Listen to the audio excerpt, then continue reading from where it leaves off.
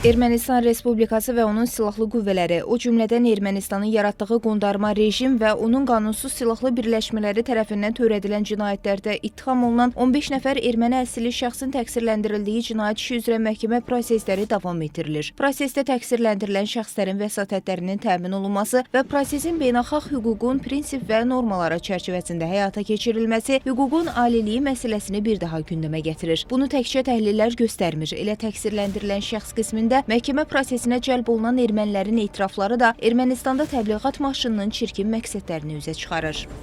İkinci Qarabağ müharibəsi zamanı Azərbaycana qarşı məhkəli siyasət yeridən və etnik təmizləmə siyasəti yürütmək istəyən bu adamlar hal-hazırda məhkəmədə dindirilir.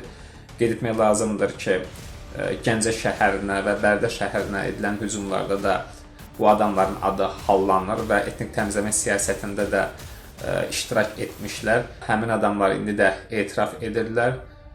Təbii ki, bu Azərbaycanın böyük uğurudur. Çünki keçirilən məhkəmə dünya ictimaiyyətinə də çatdırılır və Ermənistanın Azərbaycana qarşı olan məhkəli siyasətini üzə çıxardır. Məsələn, fevralın 6-sında keçirilən məhkəmə prosesi zamanı təqsirləndirilən keçmiş qondarma rejimin dırnaqarası liderlərindən olan Aray Harutyunyan cinayət işi üzrə ittiham olunan şəxslərə güya psixoloji təzyiqin göstərildiyi və onların hüquqlarının təmin olunmamasına dair səsləndirilən bütün ittihamların yalan olduğunu dilə gətirib. Rəsmi Bakıdan erməni əsilli şəxslərin mühakiməsi məsələsinə ədalətli yanaşma özünü ötən gün baş tutan məhkəmə prosesi zamanı bir daha büruzə verdi. Təqsirləndirilən Bako Saakyanın vəkili məhkəməyə müraciət edərək hüquqlarını müdafiə etdiyi şəxslə konfidensial görüş üçün şəraitin yaradılmasını xahiş edib. Məhkəmə müdafiənin vəsatətini təmin edib və konfidensial görüş üçün fasilə elan olunub. Məhkəmə prosesləri zamanı hüququn aliliyi özünü təkcə müdafiə vəsatətlərinin təmin olunması və təqsirləndirilən şəxslərə hüquq çərçivəsində davranılması fonunda göstərmir. Multikultural dəyərlərə həssaslıq, milli etnik ayrı-seçkiliyə yol verilməməsi və ayrı-ayrı xalqların dilinə, dininə hörmət prinsiplərinin tarixən gözlənilməsi erməni itirafları fonunda özünü qabarıq şəkildə büruzə verir. Məhz bunun nəticəsidir ki, təqsirləndirilən Arkadi Quqasyan etiraf edib ki, Qarabağda erməni dili ilə bağlı heç bir problem olmayıb.